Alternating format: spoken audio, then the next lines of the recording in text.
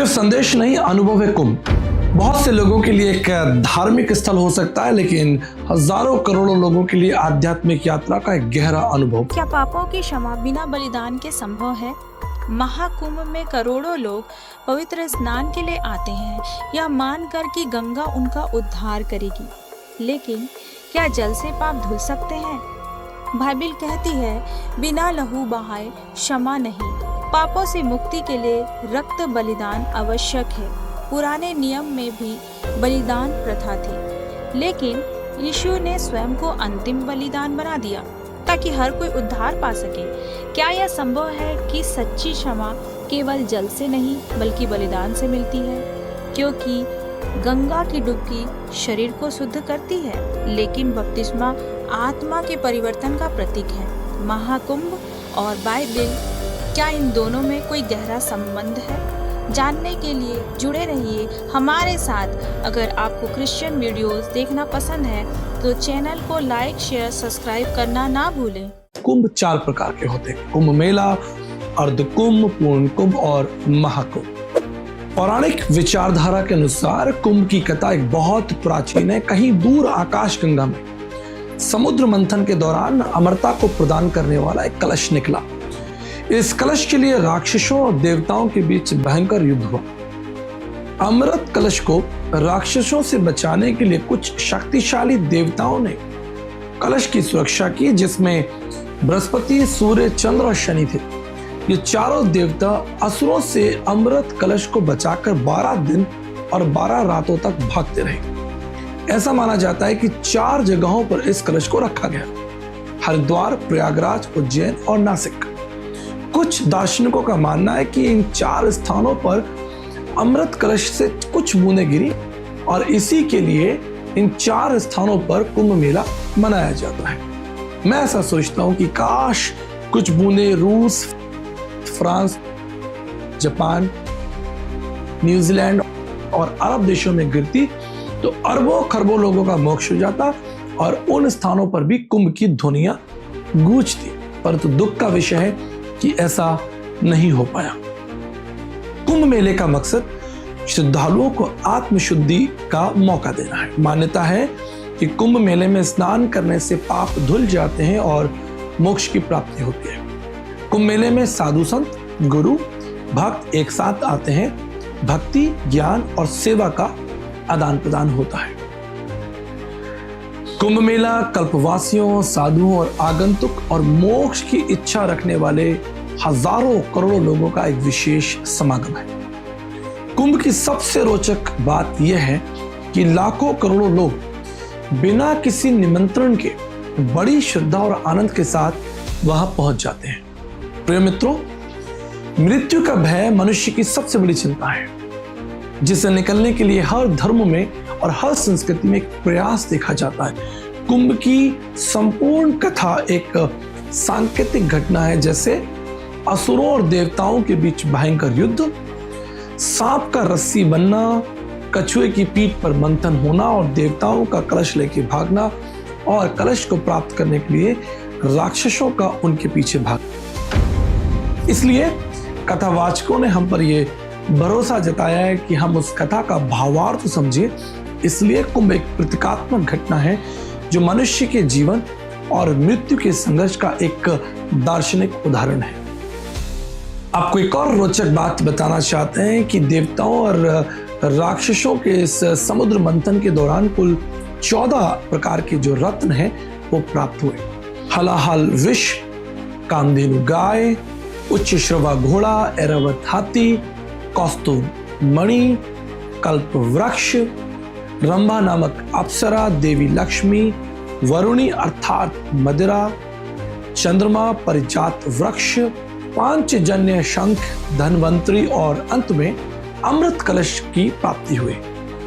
कुछ दार्शनिकों के लिए कुंभ मेले का मूल अर्थ है भारत की तमाम संस्कृति और भाषाओं का समागम। कुंभ की एक और रोचक बात यह है कि ये सभी पृष्ठभूमि के लोगों को अपनी ओर आकर्षित करता है, चाहे वो संत हो, राजनेता हो, गरीब हो, धनवान हो। हमारा मानव शरीर भी किसी कुंभ से कम नहीं है। इसमें 206 हड्डियां, मांस, रक्त, दिल, दिमाग, किडनी, फेफड़े एक साथ काम करते हैं और जीवन को प्रकट करते हैं। श्रद्धालु मानते हैं कि कुंभ मेले में स्नान करने से मनुष्य सभी पापों से मुक्त हो जाता है। इस प्रकार वह व्यक्ति जन्म और मृत्यु के चक्कर से छुटकारा पा लेता है। निस्संदेह यह भी कहा जाता है कि मनुष्य को स्नान के बाद एक पवित्र जीवन शैली की आवश्यकता है, नहीं तो मनुष्य फिर से कर्मों के बोझ तले दब जाएगा। मित्रों, अगर भारत में सबसे बड़े सम्मेलन की बात की जाए और भारत के राष्ट्रपिता की बात ना हो तो ये वीडियो अधूरा है। 1925 में महात्मा गांधी को हरिद्वार में आयोजित कुंभ मेले में आमंत्रित किया गया था। अपनी आत्मकथा the story of my experiment with truth में गांधी जी ने स्वीकार किया है कि वो किसी भी प्रकार के धार्मिक मेले के लिए बहुत ज्यादा उत्सुक नहीं थे। हालांकि उन्होंने इस कुंभ मेले में भाग लिया क्योंकि वो हरिद्वार के गुरुकुल के संस्थापक महात्मा मुंशी राम उर्फ स्वामी श्रद्धानंद जी से मिलने की बहुत इच्छा रखते थे। उन्होंने लिखा है कि इस यात्रा के दौरान मुझे तीर्थ यात्रियों की धर्म परायणता के साथ साथ बहुत सा पाखंड, मूर्खता और बहुत सी ऐसी बातें भी दिखाई दी जो अध्यात्म के विरोध में थी। चूंकि गांधी जी एक सिद्धांतवादी व्यक्ति थे, इसलिए वो किसी विशेष तीर्थ स्थान में रुचि नहीं रखते थे। वह अपने आसपास की चीजों को निष्पक्ष और तार्किक रूप से देखने की शक्ति रखते थे।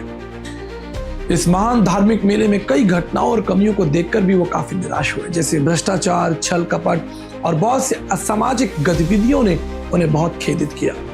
साथ ही स्वच्छता की व्यवस्था और गंदगी के निस्तारण का भी बहुत कम ध्यान रखा गया था।